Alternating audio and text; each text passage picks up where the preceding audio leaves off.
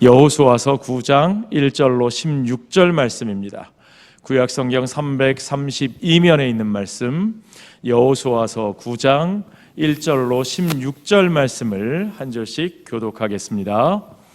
이 일 후에 요단 서쪽 산지와 평지와 레바논 앞 대해 연안에 있는 헷사람과 아모리 사람과 가나안 사람과 브리스 사람과 히위 사람과 여부스 사람의 모든 왕들이 이 일을 듣고 모여서 이 심으로 여호수아와 이스라엘에 맞서서 싸우려 하더라. 기브온 주민들이 여호수아가 여리고와 아이에 행한 일을 듣고 꾀를 내어 사신의 모양을 꾸미되 헤어진 전대와 헤어지고 찢어져서 기운 포도주 부대를 나귀에 싣고 그 발에는 낡아서 기운 신을 신고 낡은 옷을 입고 다 마르고 곰팡이가 난 떡을 준비하고 그들이 길갈 진영으로 가서 여호수아에게 이르러 그와 이스라엘 사람들에게 이르되 우리는 먼 나라에서 왔나이다. 이제 우리와 조약을 맺읍시다 하니 이스라엘 사람들이 히위 사람에게 이르되 너희가 우리 가운데에 거주하는 듯하니 우리가 어떻게 너희와 조약을 맺을 수 있으랴 하나 그들이 여호수아에게 이르되 우리는 당신의 종들이니이다 하매 여호수아가 그들에게 묻되 너희는 누구며 어디서 왔느냐 하니 그들이 여호수아에게 대답하되 종들은 당신의 하나님 여호와의 이름으로 말미암아 심히 먼 나라에서 왔사오니 이는 우리가 그의 소문과 그가 애굽에서 행하신 모든 일을 들으며 또 그가 요단 동쪽에 있는 아모리 사람의 두 왕들 곧 헤스본 왕 시혼과 아스다롯에 있는 바산 왕 옥에게 행하신 모든 일을 들었음이니이다. 그러므로 우리 장로들과 우리나라의 모든 주민이 우리에게 말하여 이르되 너희는 여행할 양식을 손에 가지고 가서 그들을 만나서 그들에게 이르기를 우리는 당신들의 종들이니 이제 우리와 조약을 맺읍시다 하라 하였나이다. 우리의 이 떡은 우리가 당신에게로 오려고 떠나던 날에 우리들의 집에서 아직도 뜨거운 것을 양식으로 가지고 왔으나 보소서 이제 말랐고 곰팡이가 났으며 또 우리가 포도주를 담은 이 가죽 부대도 새 것이었으나 찢어지게 되었으며 우리의 이 옷과 신도 여행이 매우 길었으므로 낡아졌나이다 한지라. 우리가 그들의 양식을 취하고는 어떻게 할지를 여호와께 묻지 아니하고 여호수아가 곧 그들과 화친하여 그들을 살리라는 조약을 맺고 회중 족장들이 그들에게 맹세하였더라. 그들과 조약을 맺은 후 사흘이 지나서야 그들이 이웃에서 자기들 중에 거주하는 자들이라 함을 들으니라. 이제 우리 약속의 중요함에 대해서 이 아주 소중한 주제를 가지고 우리 김동훈 목사님 말씀 전하실 때 여러분 산절히 사모하는 마음으로 이 말씀이 여러분의 가슴 속에 새겨지시기를 바랍니다. 우리 목사님 나오실 때 할렐루야로 맞이하겠습니다. 할렐루야.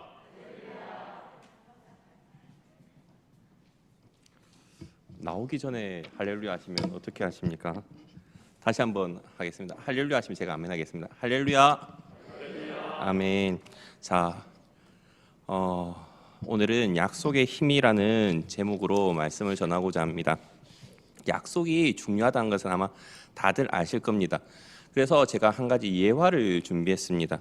공자의 제자 중에 증자라는 사람이 있는데 이 증자라는 사람이 약속을 지키기로 아주 유명한 사람이라고 합니다.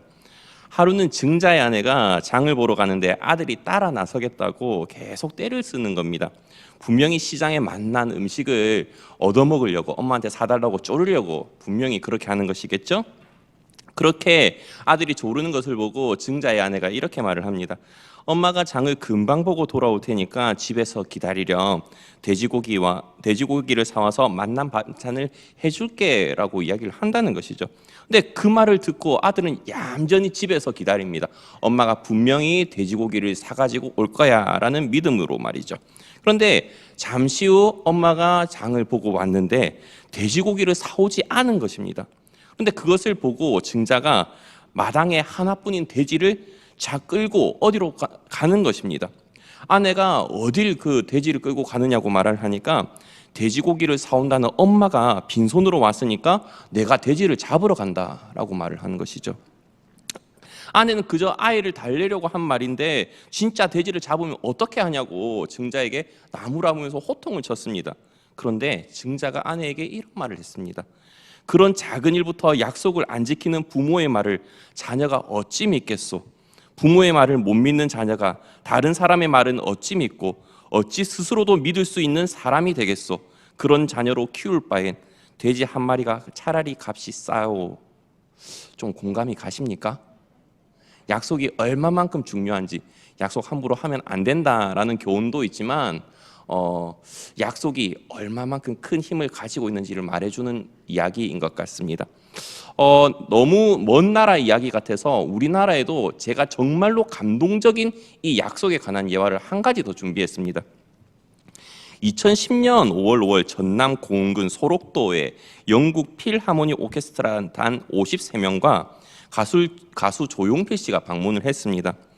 조용필 씨는 단 2곡만을 노래 부르고 나서 어떻게 약속을 했냐면 꼭 다시 오겠습니다라고 그 소록도 나환자 주민들에게 그렇게 약속을 했죠. 그런데 조 씨는 조용필 씨죠. 1년이 안 된 2011년 4월 15일 날 다시 찾아왔고 300여 명의 한센인들 앞에서 무려 14곡이나 열창을 불렀습니다. 그런데 한센인들이 어떻게 이 조용필 씨에게 말을 했냐면 다시 오겠다고 한 사람은 정말 많았지만 이렇게 빨리 약속을 지킨 사람은 조용필 씨밖에 없습니다 라고 감사의 인사를 전했습니다. 우리가 흔히 밥 한번 먹자 아니면 다음에 만나라고 말을 흔히 너무 많이 하지 않습니까? 저도 이래 그런 공수레와 같은 약속을 참 많이 던지기도 하는데 그는 기약이 없는 약속일 때가 있고 주님 오실 때까지 지키지 못할 약속일 수도 있지 않습니까?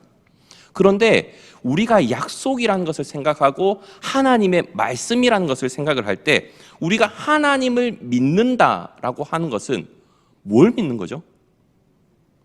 하나님이 해주신 약속을 믿는다는 의미가 있지 않습니까?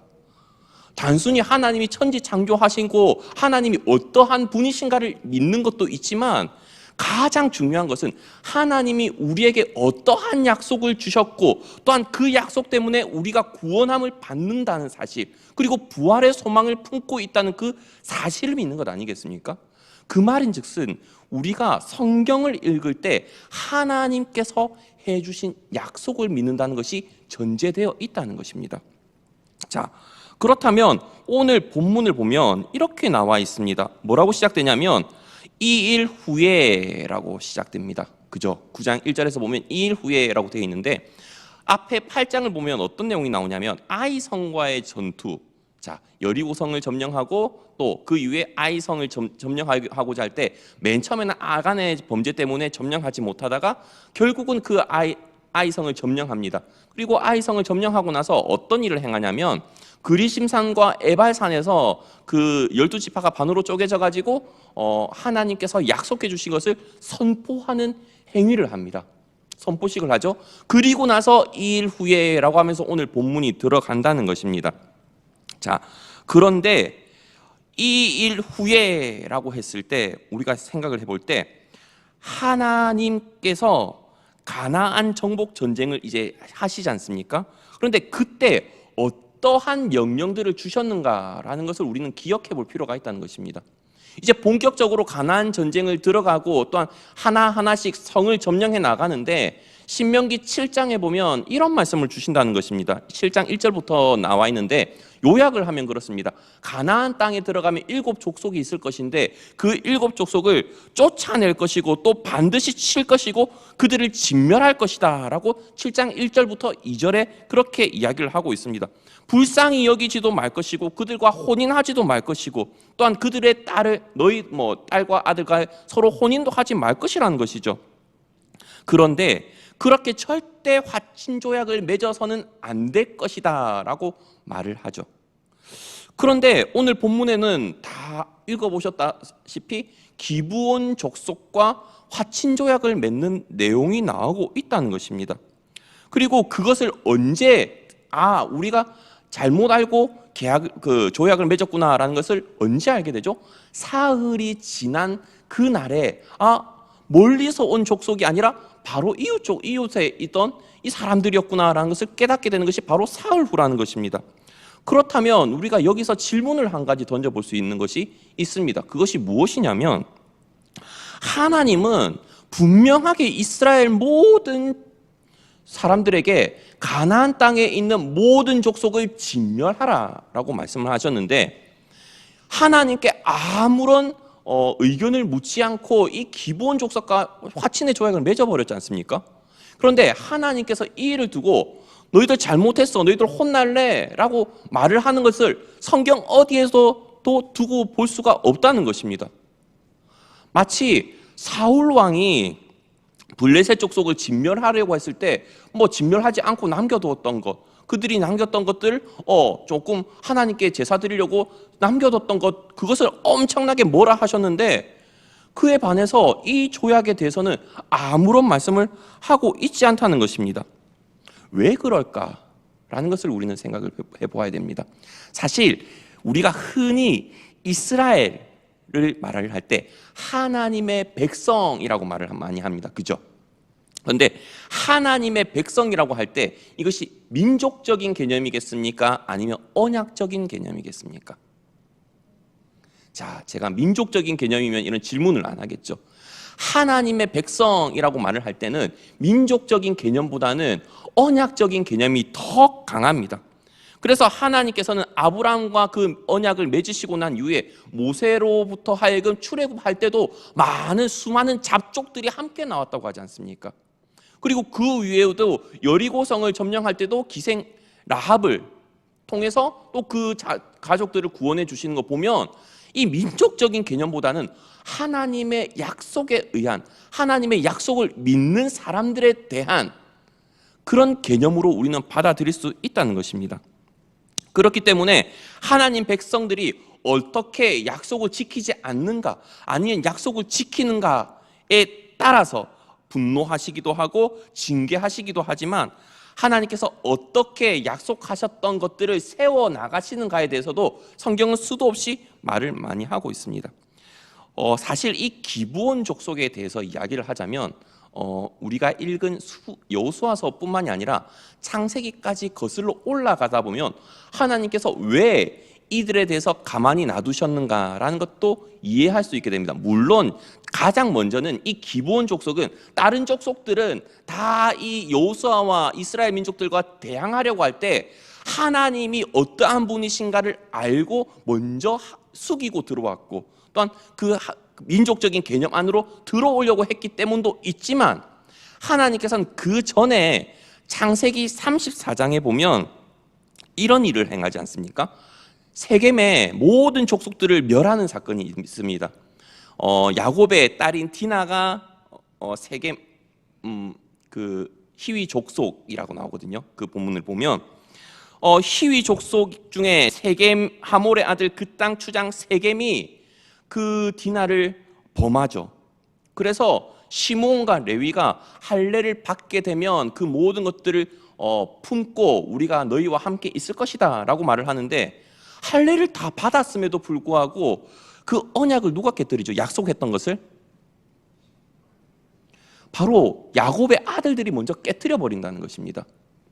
그래서 34장 2절에 보면 히위 족속이라고 분명히 나오는데, 오늘 본문 보면 여호수아서 9장 7절에 보면 뭐라고 나오는지 한번 보실까요? 자, 여호수아서 9장 7절에 보면 이스라엘 사람들이 히위 사람에게 이르되라고 나오고 있다는 것입니다. 자, 히위 사람이라는 것은 물론 이제 세겜과 기본 지역의 차이가 좀 있긴 하지만, 이 히위 족속 가운데 이 기브온 사람들 역시도 무엇을 알았을까요? 세겜이 어떤 일을 당했는지, 세겜 족속이 어떤 일을 당했는지도 알았을 것이고, 또한 그때 아브라함과 또한 그 자손들이 어떤 일을 행했는지도 알았습니다. 그래서 오늘 본문에는 그때와는 다르게 세겜 족속이 했던 것과는 다르게 이 기브온 족속들은 한 가지 더 하는 것이 있습니다. 그것이 무엇이냐면 창세기 34장에 보면 어떤 것이 없냐면, 이 세겜 사람들이 야곱의 아들들과 약속을 할 때 여호와 하나님의 이름으로 조약을 맺었던 것이 없습니다. 그런데 오늘 방금 읽은 본문 뒤에 18절에 보면 이 이스라엘 장로들이 이 기브온 족속들을 뭐라고 하지 못하는 이유 중에 하나가 무엇인가 하면, 가장 중요한 이유가 이스라엘의 하나님 여호와로 그들에게 맹세했기 때문에 그들에게 손을 못 댄다는 것입니다. 하나님께서는 이 야곱의 자녀들이 이 세겜 족속과 맺었던 그 언약을 기억하십니다. 물론 이 기브온 족속이 그것을 기억했을 수도 있죠.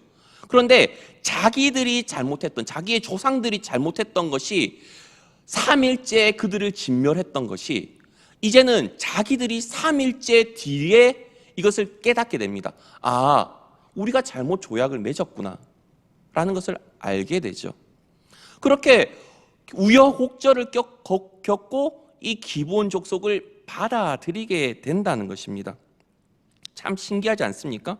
그런데 이 기브온 족속들은 이 여호수아가 성전에서 일하게끔 시킨다는 것입니다. 여호수아서에 보면 이렇게 말씀을 하고 있습니다. 9장 27절, 오늘 본문 뒤에 나오는데요, 제가 천천히 읽어드리도록 하겠습니다. 그날에 여호수아가 그들을 여호와께서 택하신 곳에서 회중을 위하여 여호와의 제단을 위하여 나무를 패며 물을 깃는 자들로 삼았더니 오늘까지 이르느라 라고 말씀을 하고 있습니다. 기브온 족속들이 쉽게 말하면 이스라엘 사람들을 위해서 여호와의 제단을 위해서 나무를 패고 물을 깃는 역할, 그리고 그것은 계속해서 역사대로 계속 이어져 간다는 것입니다. 그런데 하나님께서 이 기브온 민족과 맺었던 조약을 사람이라면 까먹을 수 있지 않습니까? 그죠? 우리는 어제 한 약속도 기억이 나지 않지만 하나님께서는 수백 년이 흘러도 이 여호수아와 그리고 그 이스라엘 백성들이 이 기브온 족속과 맺었던 약속을 기억해냅니다. 그래서 나중 되면 이 기브온 족속들과 한 약속 때문에 이스라엘 백성들이 아주 크게 곤란을 겪게 되는데요. 그게 언제냐면 다윗의 시대입니다. 다윗의 시대 때 3년의 기근이 임합니다. 나라의 전체에. 고대 중동 지역에서 3년 기근이라고 하면 얼마나 심하겠습니까? 사막과 같은 지역이 너무나도 많은데 말이죠. 물론 이제 애국과 같이 물이 풍성하고 먹을 것이 많은 나라에도 7년 풍년 후에 흉년이 다가왔을 때도 죽겠다 저축해 놓은 것이 그렇게 많음에도 불구하고 죽겠다 싶었는데 그냥 밑도 끝도 없이 3년 기근이 있으니까 얼마나 힘들겠습니까? 이스라엘 역사를 통틀어서 그때 성경 역사의 가운데 3년 기근이 있었던 것은, 성경에서 말하는 것은 다윗의 그때와 아합 왕 때 3년 기근이 기록되어 있습니다. 아합 왕이야 악했던 왕이니까 우리가 그러려니 할 수 있습니다. 그런데 다윗 왕은 자기가 잘못한 것도 아닌데 그 3년 기근을 겪게 된다는 것이죠. 다윗의 잘못이 아니라 누구의 잘못이라고 성경은 이야기를 하고 있냐면 사무엘하 21장에 보면 그것이 사울 왕이 잘못한 것 때문에 그 나라에 3년의 기근이 임하는 것을 알 수 있습니다. 사무엘하 21장에 보면 도대체 사울 왕이 무슨 잘못을 저질렀기 때문에 이렇게 이스라엘 전역에 3년의 기근이 임했을까라는 질문을 던져볼 수 있지 않겠습니까? 사무엘하에 보면 이런 말씀이 있습니다. 사울이 피를 흘렸는데 그 피가 기브온 사람들을 죽였다라고 말을 합니다. 그런데 참 재밌는 것이 있습니다. 그것이 무엇이냐면 사무엘하 21장 2절에 그 내용이 적어져 있는데요. 제가 천천히 읽겠습니다. 중간 부분을 읽겠습니다. 이스라엘 족속들이 전에 그들에게 맹세하였거든 사울이 이스라엘과 유다 족속을 위하여 열심히 있으므로 그들을 죽이고자 하였더라. 이에 왕이 기브온 사람을 불러 그들에게 물으니라. 사울 왕이 열심히 있었기 때문에 기브온 사람을 죽였다는 거예요. 근데 그 기브온 사람이 무언 잘못을 했는가? 아닙니다. 여기서 열심이라는 말은 히브리어로 카나라는 단어인데요. 질투가 많다, 시기심이 많다, 샘내다라는 뜻이 있습니다. 즉 무엇이 있냐면 사울이 이스라엘과 유다 족속을 위해서 질투심이 많았다는 거예요. 그리고 시기심이 많았다는 거예요. 어떤 것들이 있었냐면 이 사울이 기브온 족속들이 이스라엘과 유다 족속들이 생각하기로 자기들보다 더 신앙심이 좋은 거예요. 더 성전을 위하는 열심이 있는 거예요. 이해가 가십니까? 하나님의 백성이라고 하고 선민 백성이라고 하는 유다 사람들과 그리고 이스라엘 사람들, 이스라엘 전역 사람들이 더 하나님께 예배하는 것에 열심히 해야 되는데 정말 뜻밖에도 기브온 사람들, 노예와 같이 부리는 사람들이 더 하나님께 열심히 있는 겁니다. 그러니까 이 이스라엘 사람들이 눈에 가시가 되겠죠. 쟤네들 꼴 보기 싫어. 그런데 그 모습을 사울 왕이 알고 인기를 얻기 위해서 이 기브온 사람들을 죽인다는 것입니다. 너무나도 안타까운 일 아니겠습니까? 그런데 그런 기브온 사람들은 그런 일을 당해가지고 어떻게 이 다윗 왕에게 요구하냐면 사울 왕의 자녀들을 달라라고 합니다. 그래서 무비보셋을 빼고 7명을 내어주지 않습니까? 그것이 또 성경에 나옵니다. 사무엘하 21장에 계속해서 그 내용이 나오는데요. 그 사람들이 다 죽고 나서 아야의 딸 리스바라는 사람이 그것을 보고 통곡을 합니다. 그래서 죽은 때는 곡식 베는 첫날 곧 보리를 베는 시작하는 그때부터 하늘에서 비가 시체에 쏟아지기까지 아주 오랜 시간 동안 그곳에 들짐승이 앉지 못하게 하고 또한 밤에는 공중의 새가 앉지 못하게 하면서 그 시체를 지킵니다. 너무나도 참 멋지지 않습니까? 어떻게 보면. 근데 그런 일을 하나님께서 시키실 정도로 사람들은 다 까먹었는데 기브온 사람과 요수아가 맺었던 그 언약을 지켜가지고 하나님께서는 이스라엘 백성들, 자신의 백성들에게 그토록 강하게 메시지를 던져주시는 것이라는 것입니다. 너희가 요수아 때 이 백성과 이 족속과 언약을 맺지 않았느냐, 조약을 맺지 않았느냐, 그런데 왜 죽였냐는 겁니다. 그 공의와 그리고 신실하신 하나님은 그 약속을 이루시기 위해서 그 심판을 자신의 백성에게 그대로 내려주신다는 겁니다. 그러면서 무엇을 말하고 싶으신 거죠? 약속이 얼마만큼 중요한 것인지라는 것을 말씀해 주고 있다는 것입니다. 참 멋집니다. 거기다가 기브온 사람들은 어떤 열심이 더 있었냐면 나중에 그 북이스라엘이 멸망하고 남유다가 멸망하지 않습니까? 멸망합니다. 멸망을 해가지고 바벨론으로 포로로 끌려가는데 포로로 끌려갔다가 나중에 시간이 70년이 차가지고 다시금 예루살렘으로 돌아오지 않습니까? 근데 그때 이 기브온 사람들이 자기도 같이 옵니다. 그게 느헤미야서의 성경에 쓰여져 있는데요. 느헤미야 7장 6절, 7절 그리고 그 사람이 수는 이러하니라라고 적어져 있으면서 느헤미야 7장 25절에서는 이렇게 되어 있습니다. 기브온 사람이 95명이요. 기브온 사람이 무려 95명이나 그 바벨론에서부터 예루살렘으로 올 때 함께 왔다는 것입니다. 오면 할 게 뭐가 있겠습니까? 여전히 성전에서 물 길고, 그죠? 또 해야 되는 건 똑같은 노예 생활입니다. 그런데도 왔다는 것입니다. 우리의 머리로서는 참 이해하기 힘듭니다. 저는 그런데 이 기브온 족속을 어떤 사람들과 연관시키면 조금 이해가 가냐면 시편 84편을 지은 사람이 고라 자손의 시라고 되어 있습니다.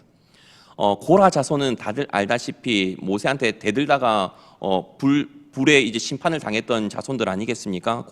그런데 그 자손들 역시도 성전에서 일을 하는 그런 자손들이거든요. 그리고 역대상 6장을 살펴보면 우리가 아주 위대하게 생각하는 사무엘 선지자가 고라 자손 가운데 있습니다. 근데 그 고라 자손들이 시를 참 많이 썼는데 그 고라 자손의 시 내용 가운데 시편 84편 10절에 이런 말씀이 있거든요. 주의 궁정에서의 한 날이 다른 곳에서의 첫날보다 나은즉 악인의 장막에 사는 것보다 내 하나님의 성전 문지기로 있는 것이 좋사오니. 이해가 되십니까? 주님의 성전 문지기로 있는 것이 훨씬 낫다고 고백을 하는 사람이 고라 자손이라는 거예요.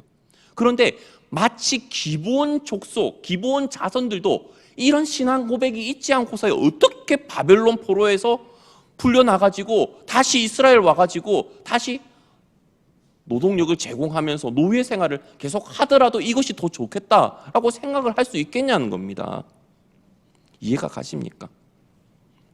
하나님께서는 맨 처음 아브람 그리고 이삭, 야곱의 자손들과 했던 그 희위 자손 가운데 세겜 족속들, 그리고 그 가운데 물론 이제 사무엘하의 21장에서는 이 기본 자손을 아모리 사람이라고도 표현하고, 또 물론 오늘 본문에서는 희위 사람이라고 표현을 하기도 합니다. 이것에 대해서는 논의가 좀 되어야 되겠지만 오늘 본문만 놓고 보면 그 희위 사람들 가운데, 희 사람 가운데 이 기본 사람들을 불러주시고, 또한 그와 맺은 언약을 책망치 않으시고 그 기본 사람들을 끝까지 붙잡아 주시면서 주님께서 하셨던, 그리고 이스라엘 백성들과 약속했던 그 모든 것들을 기억하시면서 신실하게 하나님께서는 이 백성들의 억울함과 이 모든 것들을 이루어 주셨습니다.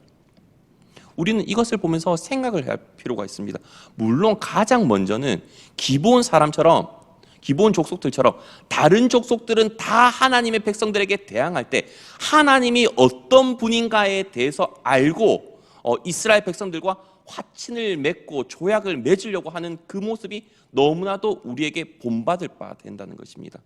하나님이 어떠한 분이신가, 그리고 그 백성들 앞에서 여호와 하나님의 이름으로 조약을 맺는 것이 어떤 힘이 있는 것인지를 아는 그런 족속이었다는 것이죠. 우리 역시도 주님의 이름으로 기도하기도 하고, 또한 주님이 어떤 약속을 하셨는지 그것을 약속을 믿으면서 나아가지 않습니까? 우리는 하나님께서 남겨주신 수많은 약속을 믿는 사람들입니다. 그렇다면 이 기본 자손과 같이 그런 신실한 모습으로 살아가야 되지 않겠습니까? 우리의 모든 억울함은 하나님께서 갚아주시지 않습니까? 기본 자손들의 그 모든 억울함 역시도 하나님께서 갚아주시듯이 말입니다. 하나님이 어떤 분이시기 때문에요? 신실하신 분이시기 때문에 그렇습니다. 약속을 지키시고 이루시는 분이시기 때문에 그렇습니다. 만약에 하나님께서 이 여호수아와 그 이스라엘 자손들이 이 기본 자손과 맺었던 그 약속을 기억하지 못하고 이 기본 자손들의 그 억울함을 풀어주지 못했다고 한다면, 하나님은 그 공의의 속성에 조금 오점이라고 하면 점 하나 있을 수 있지 않겠습니까? 그러나 하나님께서는 그 약속하신 바를 하나도 남김없이 이루어 주시는 분이시라는 것입니다. 우리가 생각하지 못했던 그 부분까지도 하나님께서는 다 기억하시고 이루어 주신다는 것입니다. 우리 때가 아니라 할지라도 우리의 자손 때 말입니다. 그런 약속을 믿으십니까? 저는 우리 성도님들이 약속을 믿으시기 바랍니다. 그것이 약속의 힘입니다. 그런 의미에서 저는 아까 조용필 씨처럼 정말로 약속을 바르게 지킬 수 있는 그런 모습, 또 우리 역시도 약속에 대한 그 가치를 소중히 알고 살아갔으면 좋겠습니다. 물론 가장 먼저는 하나님께서 약속해 주신 그 모든 것들을 신뢰하는 그 믿음 안에서 우리 역시도 공수레로 약속을 흘리지 말아야겠죠. 시간이 너무 많이 지나간 것 같습니다. 그렇기 때문에 저는 우리 모든 성도님들께서는 하나님께서 우리를 언약적 백성으로 삼으시고 약속을 이루시는 분이시라는 것을 굳게 믿으면서 나아가시기 바랍니다.